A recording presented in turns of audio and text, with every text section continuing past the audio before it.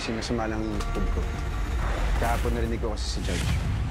Sinabi niya kay Elizabeth, don't miss your shot.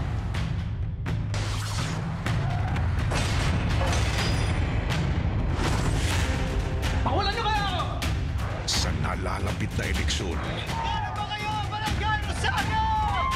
Kung gusto niyo po ng pagbabago, sabay-sabay po tayo! Uunlad kayo! Uunlad kayo!